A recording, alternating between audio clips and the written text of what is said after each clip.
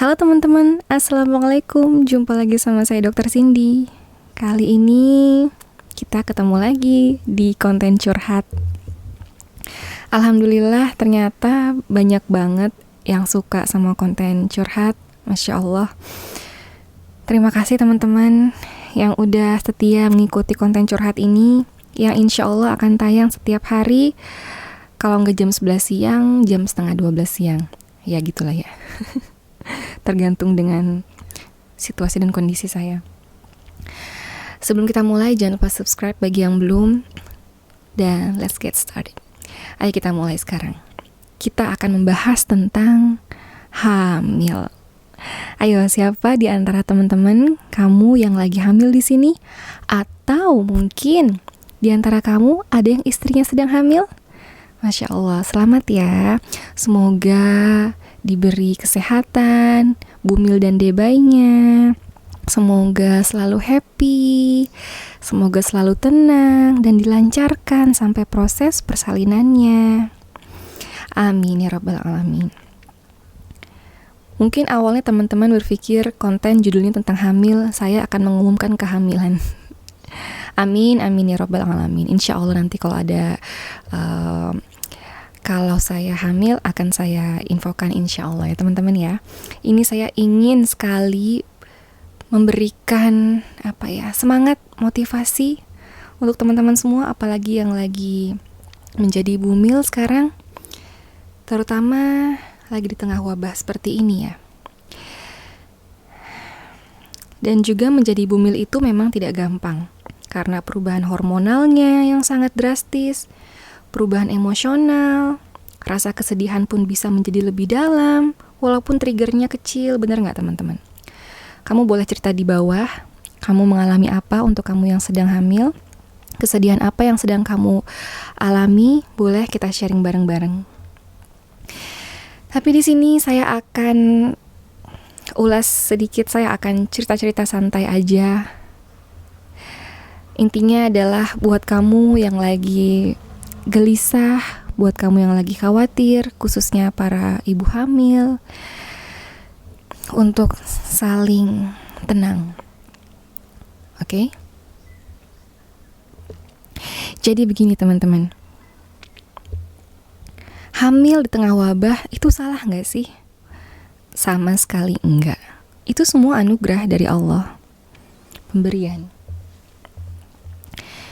Dan juga kita patut bersyukur pastinya, karena itu juga udah Allah kasih untuk kita jaga selama 9 bulan dan juga seterusnya.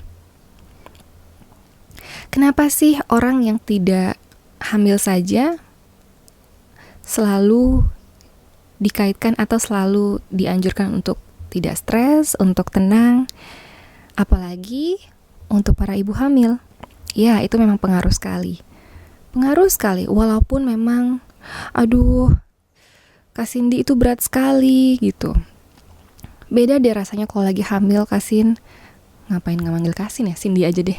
Ngapain sih kok ngapain susah banget tahu lagi hamil, emosional itu tinggi banget, hormonal dan lain sebagainya. Betul sekali, saya juga pernah merasakan itu.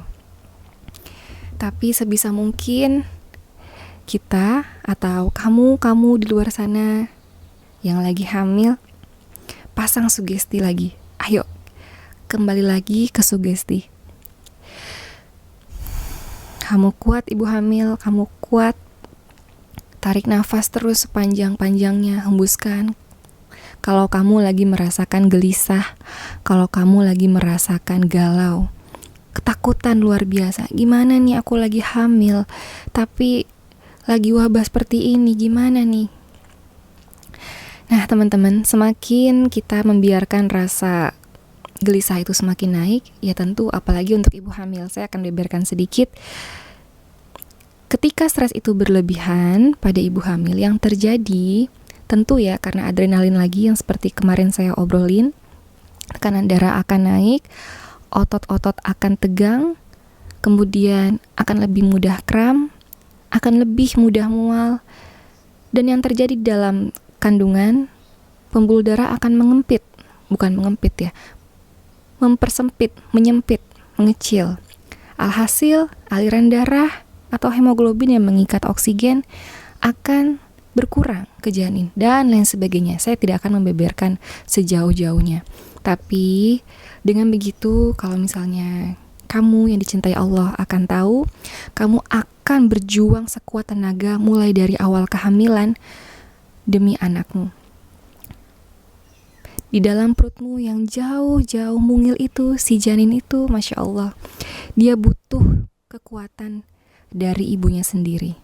Kalau ibunya pasang sugesti yang kuat, anakmu si kecil dalam perut akan juga tumbuh kuat karena kekuatan dari mindset. Percayalah teman-teman. Dan tentu ibu hamil memang, apalagi manusia kodratnya, makhluk sosial yang bukan tidak bisa ya, yang butuh dukungan, terutama para suami. Nah, siapa nih yang lagi nonton adalah suami-suami dari istri yang sedang hamil.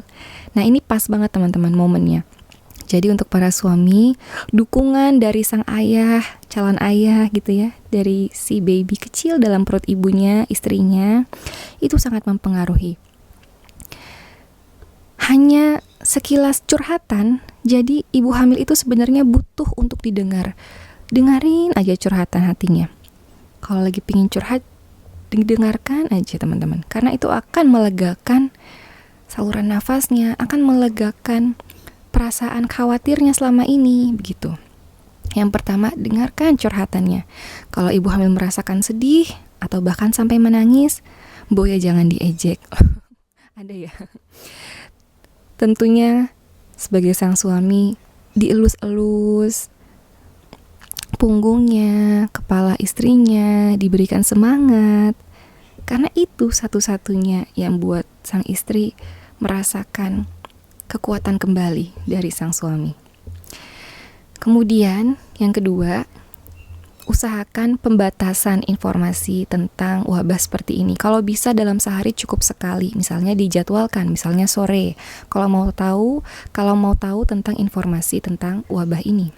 Tapi lebih baik lagi teman-teman, ditemani sama sang suami. Jadi kalaupun ibu hamil merasakan kembali gelisah, kecemasan karena informasi tersebut, sang suami bisa menemani, bisa menenangkan, bisa kembali memotivasi, memeluk sang istri, mengelus-ngelus kepalanya, dan juga cabang bayi di kandungan. Oke? Jadi memang butuh kerjasama. Kamu bisa, pasti bisa. Dan tentunya semuanya atas izin Allah.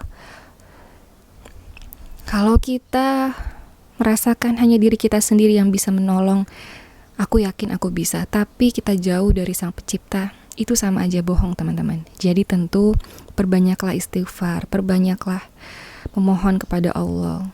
Sholat sunnah juga ditambah, sholat tahajud setiap hari, Masya Allah, itu kekuatan yang luar biasa, yang tidak ada tandingannya sekalipun sama wabah ini, karena itu Allah yang ciptakan. Teman-teman benar deh, kuatkan semuanya itu, minta pertolongan semua itu dari Allah.